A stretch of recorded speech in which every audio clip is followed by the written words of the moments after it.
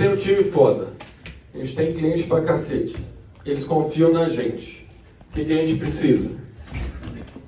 Ouvir o cliente, desenvolver coisas junto com o cliente, gerar mais valor para o cliente, vender na própria base cada vez mais, enquanto não tem a própria base, vender no mar aberto. E aqui dentro estruturar e organizar para a gente conseguir fazer mais coisa com o mesmo time em paralelo. Ganhar eficiência, gerar produtos aderentes, etc. Sempre a partir do que o mercado está falando para a gente. A gente tem uma tendência histórica da gente querer achar o que o mercado precisa. Não precisamos disso. Com os clientes que a gente tem, é só... Cadê o Carlão? Lembra do vídeo do milkshake? É só a gente observar o trabalho dele, ver as dores dele, certo, Matheus? Eles falam pra gente em abundância os problemas que eles têm. Tá feliz, né, Matheus? Vai gerar mais valor, vai produtizar de acordo e, por último, a gente tem que matar esses putos desses concorrências de onboard. Aê! Fechou? Adoro. Agora, sei que foi adiada pela segunda vez, dia 6 de março, eu vou dar um migué e tentar falar que a gente vai crescer 25% sobre a meta do ano passado. Eles vão pedir 35% sobre o resultado desse ano. O Pedro vai, como presidente do conselho, vai me ajudar a ficar no meio termo, um pouquinho para baixo, né, Pedro? Com certeza. E de investimento, olha, no core a gente aprovou mais 8 milhões do que era investido, mais 10 milhões, 5 a 10 no export, dependendo dos projetos, e trabalhando entre todas, se você vê separada ou se você vê uma área cross, que nem o marketing. E a segunda pergunta é quando que você vai dar uma revanche para o William no tênis? ritmo, e a outra tem outro. Se essa aqui tenta usar muitas coisas da organização grande, ela não anda na velocidade que ela precisa. Então, principalmente produtos, é uma coisa que tem que ficar muito descentralizada. Desde que elas sigam a visão comum da holding e tenha, no mínimo, um roadmap estratégico tratado em conjunto. Mas, preferencialmente, o mais isolado possível. Porte de componentes e pouca customização. Então, fico nessa dúvida como decidir o que é ouvir o cliente, o que é ficar na componente, o que é customizar. Eu queria ver se dá para falar um pouquinho mais disso, para ficar mais clara. A gente passa por componente. Então, a gente pode escalar fazendo pequenas mudanças no produto e adaptações, encontrando mercados novos, exportando, conseguindo melhorar o produto de forma mais horizontal do que efetivamente acreditando numa única componente que vai resolver todos os produtos. E para entender se aquela componente resolve ou não todos os produtos, você precisa ouvir o mercado. Tomara que uma única resolva todos, mas se não, talvez tenha que ter features a mais ou features a menos para atender aqueles mercados e a gente ouvir e conseguir se adaptar e entregar isso o mais rápido possível. Mas para entregar mais rápido possível, a gente tem um grande trabalho para fazer. Então, como que a gente... Mas o mercado pode querer isso. Então, qual a melhor forma da gente encontrar esse caminho, esse equilíbrio para fazer isso? Simplificando ao máximo os nossos produtos, para mais escalando de forma, na minha opinião, mais horizontal. Então, o exemplo que eu gosto de dar, que a gente estava discutindo essa semana, o Data Trust pode evoluir para atender o onboarding e, portanto, ele pode atender o onboarding para diversos segmentos, certo? Mas, ao mesmo tempo, o Data Trust pode, com o score de crédito, estou chutando, tá? Com o score de crédito, resolver um problema que o score de fraude que tem hoje nele não resolve. E atender um nicho de mercado que eu só vou entender que atenderá a partir do momento que eu conversar com o mercado. Então, a ideia é conversar com o mercado e fazer pequenas mudanças nos produtos que eu tenho para que ele se adapte, mas, obviamente, seguindo a nossa visão, o nosso core, etc., e fazendo adaptações a partir dali. Acho que isso de customizar, que na verdade não era nem customizar, era pegar o que tinha e tentar puxar um barbante, um gato para entregar o que dava. Mas eu fico bastante feliz hoje com o mindset do time de produtos, que é por aí. Eu acho que tem muito espaço para essas customizações, eu não sei se essa é a melhor palavra, mas para as customizações que já são pensadas a priori, tipo o melhor score do Data Trust. Isso resolve um monte de coisa e se a gente pensar a priori isso, a gente não tem o custo que a gente tinha lá atrás de ficar puxando um monte de gambiarra para fazer dar certo. E fazer isso é a gente cada vez mais pensar com o conceito de MVP, né? Que a gente tem falado de MVP. A gente se cobrar de que a gente é capaz, aqui dentro de casa, de pensar no produto perfeito, rabiscar ele, ficar meses desenvolvendo e depois chegar no mercado e acreditar que esse negócio é perfeito, é a gente ser um pouco míope em algum aspecto. Então hoje a gente está muito mais com uma cabeça de, puxa, vamos fazer logo um score de crédito, vamos colocar logo essa API de score de crédito no ar, vamos ver se ela funciona, vamos ver se a gente consegue vender, e se a gente conseguir vender e encontrar potencial, ver se o cliente gosta, porque se ele gostar a gente faz uma tela. Se vários clientes gostarem disso, a gente desenvolve uma tela. Mas o melhor MVP é aquele que não precisa de uma linha de código. Eu falo que sempre, em qualquer empresa do Brasil, o gargalo vai ser TI produto, não tem jeito que está vinculado à tecnologia. Então, como que a gente trabalha para o gargalo evitando fazer linha de código e tentando fazer MVPs desse tipo? Talvez com o Excel lá eu consiga já saber se aquele negócio vai bem ou mal. E aí, em vez de eu fazer a tela, a gente, no tempo que a gente faria a tela, a gente decidiu fazer uma matriz de FPD, que está atendendo outro nicho de mercado, que, como é um trabalho de todos nós ouvir soluções, o time de Customer Success ouviu o cliente, viu que tinha mercado, a gente fez uma outra API juntando dois componentes que a gente já tinha dentro de casa, que era o score de crédito, o score de fraude, atendeu um outro nicho, mas só fez isso porque o customer foi lá e ouviu o mercado, trouxe pra gente, a gente foi, voltou, nananana. Então acho que isso é isso. Então, é entender essas coisas, ver se tem aderência, testar rápido, falar com o cliente se tem, se tiver, a gente cria um produto mais robusto. Ou eu tenho variável resposta, ou eu não escuto o cliente. E acho que isso, se eu estou dando um produto que é só um score, que é só uma luzinha vermelha, eu consigo escutar muitas coisas do cliente, e não é só via receber variável resposta, ou eu ter mesa para ver. Então essa mentalidade acho que é muito importante para todos nós. Puta, legal. Acho que 2018 e 2019 foi uma história, para mim, que envolveu muito o pós-venda off-to-on, que a gente começou em 2018, aí com a entrada do Gabriel em 2018 também em abril. E foi um grande aprendizado da gente conseguir ouvir juntos o cliente. Então, só a gente, acho que não é só o Customer Success, acho que é as pessoas de linha de frente ao cliente, ou seja, as pessoas que estão se envolvendo com os clientes, seja GA, seja pós-venda, seja Customer Success, que traz, obviamente, para o delivery de uma forma construtiva. Acho que a gente tornou isso muito legal em 2018. Em 2019 a gente aflorou com as estruturações internas, com coisas que a gente fez também em outras áreas. E é muito importante esse engajamento de delivery com pós-venda, com melhorias de processos, com automatização. Acho que esse é um ponto que a gente vai trabalhar muito em 2020, que eu queria puxar e lembrar. Não é só escutar o cliente, acho que escutar o cliente faz parte, tem que ouvir a reclamação dele, mas a gente tem que se sentir afetado por isso, do tipo, incomodado com as coisas de fato. Se faz sentido como a gente tem que correr atrás, a gente tem que pensar diferente, fora da caixa, o que a gente pode fazer, se está dando certo, se não está dando. Não é, a gente não sabe fazer isso, não precisa falar, não, isso não vai dar certo. Se a gente não sabe, vamos junto, vamos construir outra coisa nova.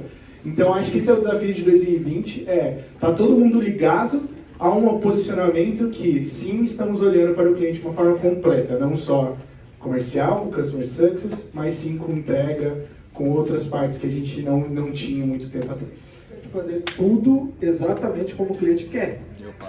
Né? Foi você que falou? E aí eu acho que a gente tem exemplos, que eu já vou citar um.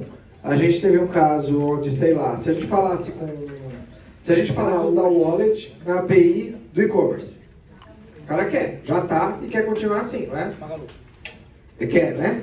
Só que daí a gente entende, mas daí a gente entende o problema. E aí eu vou convidar o JP para dar um depoimento aqui para o meu amigo Cabral, em público, de como é quando a gente entende o problema real e a gente tem a oportunidade de levar as pessoas certas para conversar com o cliente. Conta como foi a sua reunião da Magalu. O Cabral tem medo de cliente, né? Ele acha que ele vai lá, os caras vão jantar ele. Não?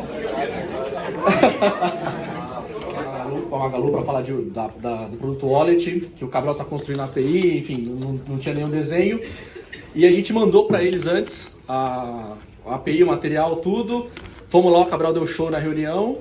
E aí o responsável técnico pro time lá falou, cara, sem querer bajular vocês, foi essa palavra que ele usou, vocês estão de parabéns por essa API, porque o que a gente está vendo no mercado aqui é benchmark e vocês estão de parabéns. E aí... Aê! Cabral! Mas o cliente queria integrar no ASP. Dava para fazer 30 perguntas, agora dá para fazer só 2. Não, beleza. Não sei para quem que é a pergunta. Isso que é ClearSale, feedback online real time. A pergunta é sobre a holding. Pedro, tá, mas assim, da mesma forma que a gente está captando dinheiro, eu acredito que um smart money não é o dinheiro pelo dinheiro, e sim alguém que possa colaborar.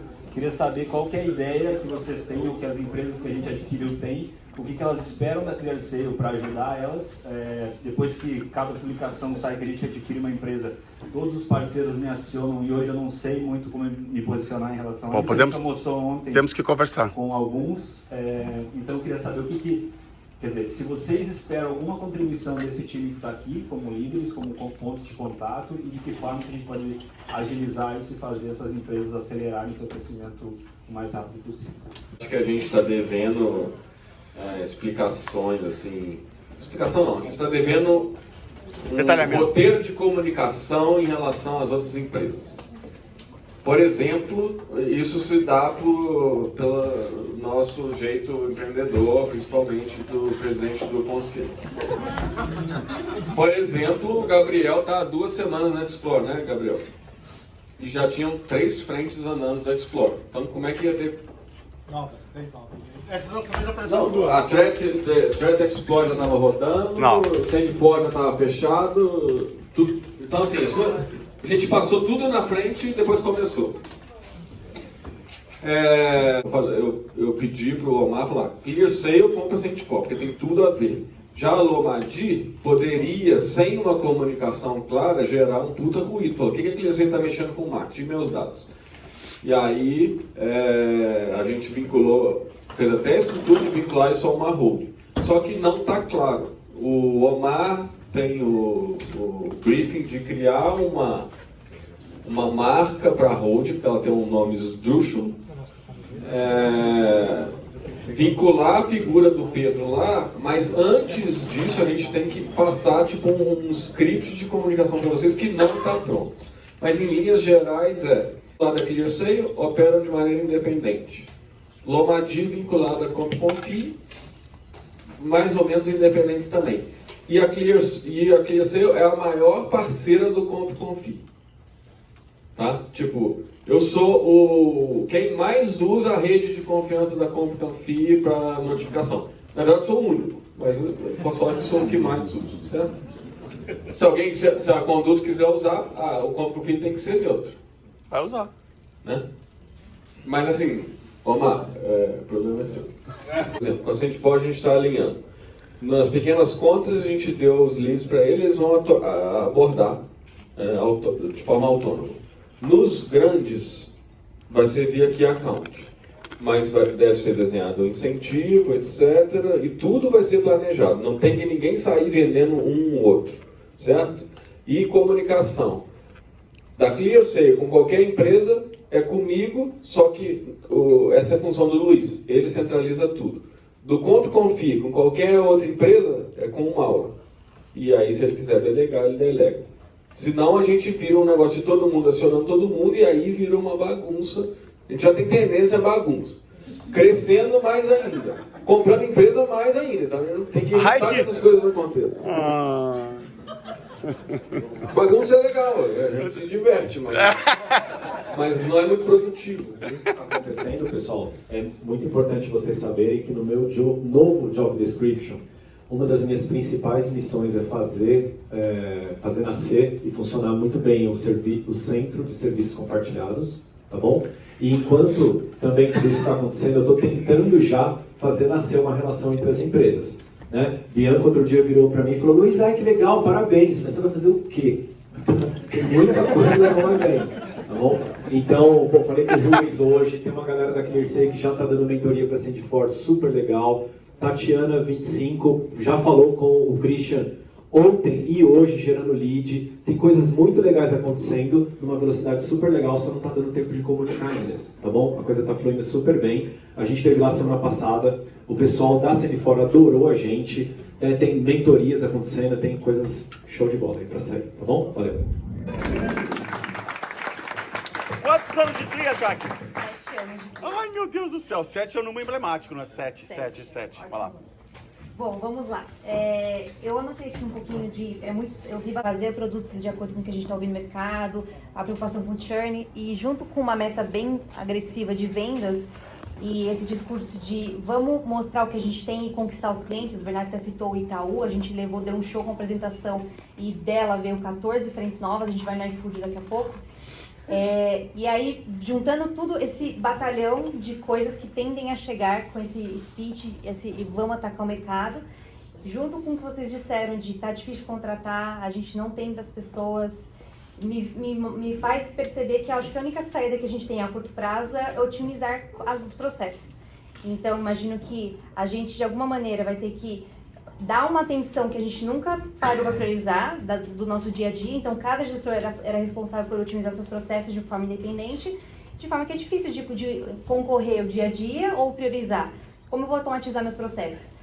E eu queria saber se vocês estão pensando nisso e se sim, se vocês estão pensando em fazer isso de uma forma estruturada, para que todo mundo tenha que reportar para alguém que está acompanhando um processo de otimização de todas as áreas. Coisa do futuro entre os líderes lá, com o Pedro, Cecília, o Léo, a gestão educacional, tudo. E a gente... Sabe aquele gráfico do Lula? Que todas as... faz um PowerPoint e tudo apontava para o Lula? A gente faz o negócio e tudo aponta assim, precisamos de contratar gente. E a gente olha para o Léo. Tipo, mas assim... A gente haja estruturação. Eu falo que o Eduardo é o criador de Gremlin, que as pessoas se multiplicam aqui com ele. Entenderam? Não, né? Você entendeu, né, Marcos? A gente pode ficar mais produtivo, mas tem um limite. A gente vai ter que contratar gente, ao mesmo tempo que alinha os processos e os squads têm a tendência de diminuir a burocracia e aumentar a produtividade. Mas o papel de contratar pessoas boas não é só do RH. Não é só a gente que está sofrendo isso, o mercado inteiro está. E é papel de todos nós, entendeu? Acho que todo mundo aqui, se puder, ir no LinkedIn. Tipo, eu acredito em redes, tá? Tem redes. É mesmo, Bernardo? De gente ruim e tem redes azuis de gente boa. Somos todos bons. Vocês mesmos já trouxeram um monte de gente para trabalhar aqui, todos vocês. Temos que trazer mais. Porque o maior... Não existe... Um credit score nunca vai substituir um behavior score. O que a gente conhece da pessoa é o behavior inteiro. Não é uma entrevista, é só um credit score.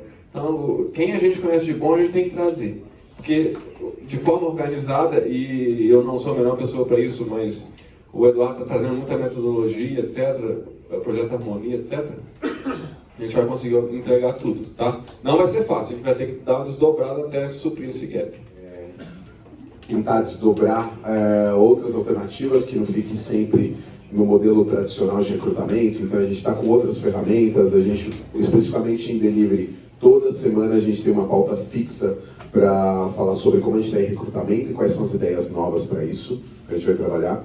Mas eu acho que o seu comentário / pergunta gera um pouco de insight para a gente, porque você não falou de contratação, você falou de melhoria de eficiência de processos, né? Então, hoje em dia, o que o Bernardo mencionou, nas segundas-feiras a gente tem trabalhado basicamente qual é a visão de futuro e quais são todas as barreiras que a gente vê para essa visão de futuro acontecer.